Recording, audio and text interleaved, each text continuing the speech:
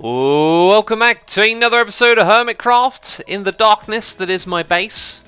With the clicking sound in your eardrum, listen to this. Okay, constant clicking. Now I know why, it's because I have dispensers that constantly click in my base. Thing is, they're all the way up in the corners. Yeah, I always hear them in the middle of my base. Maybe I'm just always in proximity of them, so I move in this direction, I get closer to that one, while further away from this one. Anyway, there is always clicking in this base. There's always the sound of monsters as well. I think they're underneath here, which shouldn't be possible because it's all slabbed down there. I can definitely hear monsters. Anyway, if you were here at the end of the last episode, you may remember some banners, loads of shulker boxes on the ground, and a whole bunch of chests full of dirt and grass. The storage situation was getting a little silly, so I decided to tidy everything up, and I'm pleased to say that I have freed up a whole bunch of shulker boxes, which is going to make doing projects a lot easier, and everything's going to have been tidied up and rearranged a little bit around here. You'll notice some openings on the sides. What I've decided to do is actually have a bit of bulk storage. The plan was to keep everything inside of a shulker box, but here's the thing: once you've got a shulker box full of grass and a shulker box full of dirt, you don't really need more of them around here. I had quite a few filled up. That's all been moved into here. Look at this. Utterly ridiculous. Loads and loads of different materials. And if ever I need that many, I can come here and grab them rather than have them sitting around filling up a shulker box. On the opposite side, it's more of things that don't really have anywhere to go until I actually need them. As you can see, there's all sorts of varieties of items. I've tried to limit it to one per barrel so it's not too messy, or things that are related to one another, like the eggs, the feathers, and the raw chicken. And so it's gone pretty well. I think that's just about everything, really. Yeah, freed up a load of shulker boxes, and things are all good. Anyway, let's go ahead and break this here. Grab my swords. Oh yeah, this place is actually super difficult to navigate. So if there is monsters down here, I might not actually be able to find them. Okay, I'm going to chug one of these, and then... how's this going to work? Yeah, and then can I do that again? No, I can't go again, but now I'm in this little area. I can hear spiders and zombies. Look! There's something going on here in the middle. I hope there's not a creeper. A creeper would be bad news. Okay, so there's actually a bit where I haven't slabbed. Ah, and then there's a cave, but there's a creeper in the cave. No! Oh, there's a whole bunch of them! There's a whole bunch of them, Pete. Oh, and my skeletons, of course. Oh, and I have no arrows in my inventory. Great.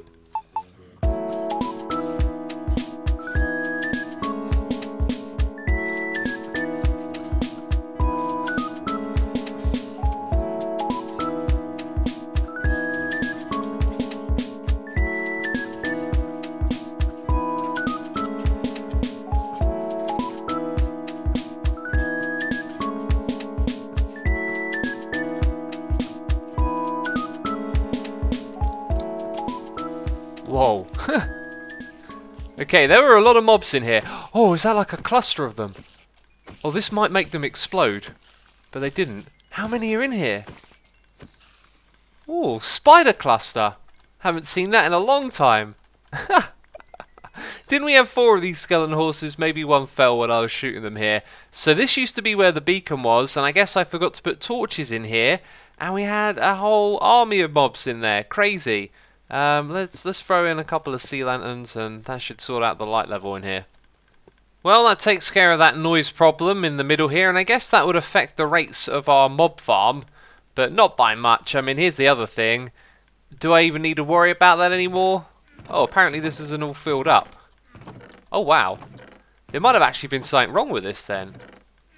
How is this not all filled up? Like, I've spent a lot of time in this space. We need to investigate. What's going on here? I can see the guardians up the top, and I can see minecarts moving. So the only real way to go around and look at all the redstone was with my camera account. A lot of it has sort of been permanently hidden away, and I can't find anything wrong at all. The item filters up here work, everything there's set up correctly. All of the dispensers are working, so is the water stream here. I really think it just hasn't filled this up. I mean, I haven't spent a crazy amount of time in this area, but I really would have expected this to have been filled all the way up. So then I was thinking, well, maybe it's got something to do with caves. And while I was going around here, I did notice, like, look, there's a few creepers over there in the caves, so perhaps they need lighting up. But most of the other area around here has been really well hit. And so I guess the Guardian farm is just going to slow. Maybe it's a 1.14 thing, but I am really, really surprised that those chests are not filled up. So I AFK'd for a while and hardly got any drops, and then it kind of occurred to me that Iskow is online. And so a lot of the time I'm over there is probably during the busy times on the server, right, when other peeps are around. And so maybe that's why I haven't been getting drops. But it does need further investigation, and I'll just do that sometime in between episodes, right? Anyway, if you saw the last episode, then you probably know exactly what I'm doing right now. In fact, if you didn't watch it, you know that I'm gathering soul sand. But of course, we hinted at doing a netherwart farm, and that's just what I feel like doing at the moment. I really love going over to Tower Bay, and even though I've got a whole bunch of projects going on all over the place, I just kind of want to go over there and start yet another tower. I've got some inspiration to try and use some nether brick for a tower design. So we have one shulker box full of soul sand. That should be more than enough for this project, and I've been thinking about where I want to put this. It was going to be over here, but I've decided actually I'd like to go with this one here. We have two farms that are pumping items into our storage system down below. Oh yeah, we've got to make use of the brown cows at some point. I got such a great idea for them. Every time I tell myself to look at my ideas list before I start an episode, but usually I just go with whatever idea is currently in my head and completely ignore it. And now I've got phantoms after me. So that takes care of that problem. Oh, there goes my bed. And anyway, these are the melon and pumpkin taz. I was looking at the orange and I was thinking, say the right one, and I said melon first. Melon is green. Oh, so these are going to pump items into that building over there, and there's also space below here for a farm, and I've decided what farm is going to go down here. It will then again pump items over to this one. So this is going to be a storage building, much like that one over there, which is already storing a couple of items, including the sugarcane. Although, of course, I haven't actually built the sugarcane storage just yet. And do you know what I keep doing? I keep pressing F5 and looking at you. I saw some comments about that the other day. It amused me. I was like, yeah, I do that a lot, don't I? Anyway, the point that I was trying to make is that this platform is going to be smaller than the one over there where the temporary farm is. And I've built just about every other type of netherwart farm you can build in this game before. So I would like a new challenge, and the only way to really do that is to confine the amount of space I have to build in. So that's why we're picking this platform. So when it comes to innovations, the only 1.14 mechanic that I think really helps us is this. Using the trapdoor just means things are a little bit easier to wire. Now you might be thinking you can fit into a one high space, so that would be a really good idea. Here's the thing, you're going to move even slower on the soul sand like this. So I don't think that's particularly a great idea. I'd rather move around a little fast, because remember, we got to replant all of the netherwart. So I was just thinking about layout. And initially I was looking at having it so the netherwarts will drop down to the layer below. If I activate this trapdoor, then it goes across, then it can go down and across again, and it can keep going back and forth. But as you'll see here, the netherwarts get kind of caught up in this little bit here before they then shoot off once they get into the next block, and there they go. And I'm not sure if I want it to do that each and every time, although either player will be coming along and replanting behind all of this harvested stuff. Yeah, so the alternative would then be to have soul sand here, and it would just be the same distance, wouldn't it?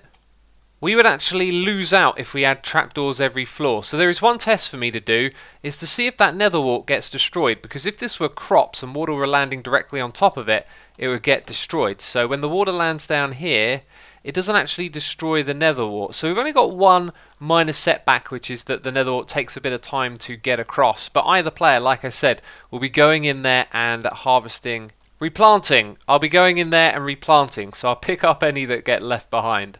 So when it comes to design, I initially wanted to go with something that could have like awkward corners and really introduce some new shapes to the area, and trying to take advantage of the free depth, well, 3 blocks of depth that we could have here. You can see that I've gone for, you know, black at the front, red at the back, trying to use up the red nether bricks in here as well, and it really just didn't work out. Also, this wouldn't scale to the side of the building as well. So I was thinking about doing a different design there, but then I thought let's go back to the drawing board, and I went for something that would be far more fitting of this area.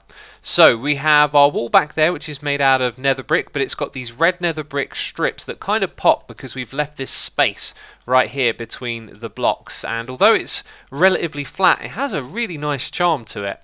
And I can continue to make this taller by using the clone command, which it took me a little while to get used to. Let's do this properly. I'm talking and trying to add at the same time. I know it's simple numbers, but I can still make a mistake. So it scales upwards really well, but this could be very monotone going the whole way around. So on this side, I think we should look to introduce some sort of variation, and the windows will line up so that we can have 4 of them, where on that side we have 2. And I think what we'll do is we'll knock out the middle 2 in this section right here and try and find a way to have this protrude outwards as it goes upwards, which will just be purely for design, right? And then when we get to like the middle point of the tower, it comes back in again, and then we give this thing like a bulge on the side that might look interesting from afar. So I'm back at the base gathering materials. I made a whole bunch of grey concrete because we're going to change up the material. And then going through this portal, I discovered a little bit of a quirk. There's no way that this should link up with Mumbo's portal because it's so far away. But look at that. It comes all the way back to the main Nether Hub, which is a huge shortcut. And I don't know what the game is doing there. That is a long, long way away to synchronize with the portal. But I'm not complaining because it gives me a shortcut back to this place. So we're ripping out the cyan terracotta and we're going to be replacing it with the grey concrete, which means this building's got a bit of a darker vibe at the moment, which I like. If we look up though, I haven't changed out the corner blocks yet for obvious reasons. But now it's got me wondering, can we get away with doing this? No, that would pop it off. Okay, good to know. So I'm putting in some glass here, and when that's done, which is right now, we'll have the very first floor of this done. Apparently I missed some of the glass. Okay, there's a few bits here that need filling in. But I was thinking we'll probably actually build the soul sand and that part of the farm on the inside first, as we know how the outside is going to repeat. So that's what I'll be doing. Apparently I missed a couple of blocks there. Let's grab our rockets, let's look over our shoulder, and just take off from here. Oh, this is going to be so cool. I can kind of see it filling up that space now. Oh, this is going to be really good. I got a great feeling about this now. Oh yeah, and over here, this netherwart farm that I'm using to make the red netherwart bricks, I kind of realised something. You can waterlog scaffolding. So if you wanted to make a farm like this yourself, then you can just put the water right in the middle there and it will spread out, and then you can use this to go up to the next floor and place it again, right? And it won't flow down below the scaffolding. So that's really awesome. And our buddy Mr. Rendiggity Dog just flew over here. Turns out he's in need of a lot of netherwart. The timing is good, I guess. So I'm going to be expanding that temporary farm at the same time so that Ren can make use of it. And then back over here, I've had some design decisions to make. One of the things we're going to do is have access to this farm from down below. That might not be the permanent block. I might have to rebuild all of this at some point. But it is centered in the middle because I was thinking about how the water is going to flow from one side to the other over and over again. And we actually kind of need to divide the rooms in 2, otherwise netherwarts are going to end up landing on the scaffolding, catching it, and this thing is generally going to get in the way. So I think what we can do is get away with putting it anywhere really in the middle here, but we will have to shape it up with some glass like so that the netherwart doesn't land on this middle bit. And then I think it will still on occasion be able to land on the side there, but it's not really a big deal because we go up and down this thing, so we'll pick up any netherwarts that get caught in there, and so putting it in the middle makes the most sense. I also think that maybe what I want to do is separate it a little bit from where the glass is. Nah, that doesn't actually look so good. There is a full-on discussion about the balancing of the game going on right now. It's distracting me from recording. And I managed to spell Mojang wrong after trying to spell it correctly twice. Anyway, the netherwart farm, it has expanded, and there's really not too much more to comment on because the only thing I've done here is add in a lantern, and it's in line with these pillars, so it's slightly closer to the center. And I realized not only does it provide light to the floor to stop things spawning in here, it's going to illuminate the building just a little bit from the outside. Now when it comes to replanting this thing, you can see I've been kind of using it a little bit to get our netherwart supply up. It's going to be slow, and this building is also supposed to be one of the tallest structures in this area. As you can see, we've got a ways more to go, and we'll be competing with that one over there. and that is just crazy. It's going to be a massive farm, and it's going to take forever to replant, but that's fine because we'll probably only ever need to do that a few times. Anyway, if we look behind me, you can see it's not actually that impressive so far. I put ages into building it up to this point, and it's still not that big. So my plan shall now be to try and build as much of that thing as I can between this episode and the next. I don't want it to hang. I kind of want us to go straight into the next phase next time around, looking at that project and putting the aesthetic touch to the outside, which is really going to make that building pop. Now, as of right now, we are walking in this direction for a very specific reason. That is to use the Sahara shop. Sahara Beta, might I add. Or better, as I believe it's being pronounced. So this thing has been hype for the longest time, right? And finally, the shop is working. So I would like to come in here and actually use it for myself. Now, I know like 90% plus of you probably watch Grian, Mumbo, and Iskall, and you know all about this. But for those of you that don't, I'd like to give you a quick idea of what this project is. It's essentially a warehouse for storing the stock of the shop itself, and thus creating a redstone interface for the player where you interact with some sort of interface and you tell the system what it is that you want to order, and then it will bring those items to you. It is a pretty big undertaking, and of course it's taken months and months and months to get here, right? But it's finally open.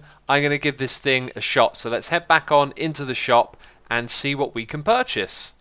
So I've seen a little bit of the videos and I've looked at the instructions here. It feels kind of clear what's going on. So press Q on items you wish to buy. I believe maybe the stack size here refers to how much is in stock, right? So I can only make so many purchases of something. The best thing here for me is probably just to stock up on some golden carrots. So let's go ahead and buy one. Oh yeah, I don't use Q, I use R. 1, 2 golden carrots. There's obviously hoppers down there, so those have been collected. Now, order received just went off. I wonder what happens if I were then to add more to my order. I hope there's some sort of accounting for delaying, right? But then it says order arrived at the warehouse. So while we wait, I noticed there was a book on the wall. This is Rendog's review. Customer review, entertaining but explosive, grand opening. Almost died, fell asleep during the tech speech, got slapped a few times before buying, but got a crazy bargain for beacons. And over here you can see in-store design, like all these different ratings. Hilarious. That amused me greatly. So anyway, the order arrived at the warehouse, and now we're waiting for the customer to confirm order. Where do I do that? Do I do it over here? Ah, so what I speculated about a moment ago would probably be for me to then add more to my order, right? Should we give it a go? I'm going to go and do this because that's what the instructions appear to tell me. So before I confirm my order, yeah, look, it's going through the process again, and this turned off over here. Fantastic. Okay, so we're at this stage again. However, this lamp turned on during this part, so I'll pass that back on to the Sahara team. I mean, it's in the beta. We need to be reporting anything that seems out of the ordinary. And then we press this button, and we get a noise. A noise in the ear. Fantastic. Do I then do something over here? We've now got these 3 lamps stuck on, but then the shulker box appeared, and it only got one part of my order. Looks like it's not quite right. It gave me my full receipt, but it didn't give me the full stock. That is kind of disappointing. I'm not sure if I should pay for this or not. Looks like there are a few kinks to be ironed out of the system, or maybe me putting in that second order broke something. It could be possible, but I'm going to pay for this. I'm guessing, yep, that now... Oh, wait a minute. Oh, does it work like that? We got the full order. Oh, that's so exciting. Hey, wait, why did they get thrown down there? Oh, it actually worked. That's terrific. Oh, that's really great. I'm so impressed with this. Okay, now that it's up and running, I gotta say this is one of the best shops ever, right? Like, this is the most difficult type of shop you could build, and it has been done. I've got a new face. It's a zombie villager. What one is it? It's the armorer's head, yeah. Oh, now Iskall is a villager. Brilliant. Okay, I'm adding this in myself since Iskall didn't. I hope that's okay though. Each shulker box gives 1 stack/type of items. Yeah. I will double check that with Iskall. He's in the area. Alright then, Iskall's made an improvement. Each shulker gives 1 set of your order. Yeah, that's pretty much saying the same thing. That's probably clearer, yeah. Oh, apparently we keep the receipts for ourselves. I'll just keep them then, since they're not actually supposed to go back in there. Iskal's trying to show me something, though. Aha, here he is. Okay, we are deep inside Sahara territory now. Wow, look at those shulker heads. Sales. Ah, that's clever. So it tells them exactly what they've sold. I brought 2 of those stacks. That's brilliant. Is there some redstone back here as well? Oh my goodness me, this is crazy. This is crazy good. What a project. Well, my friends, the experience here has me all types of inspired. I actually just spent the last 35 minutes in a test world coming up with a contraption that would be useful for this lobby. Something in Rendog's review book here inspired me to create something that might be useful for the Sahara team and the Architects team, or whatever they're called, and I'll pass the message on to them, and maybe next episode we'll come over here and build them a little something. But if not, I will show you how to build this cool contraption that I just came up with anyway. So I'm leaving you on a little bit of a teaser, I guess, for what might happen in the next one. But you know what's going to happen in between. I'll be over here doing the grind and building this thing up all the way up to where the scaffolding is right there. It's going to be crazy, but I will buckle down and get it done. So, peeps, if you've enjoyed today's episode, please do leave a like as always. It supports the channel and I appreciate you doing that. And I'll see you real soon with another episode. So, ciao for now and bye-bye.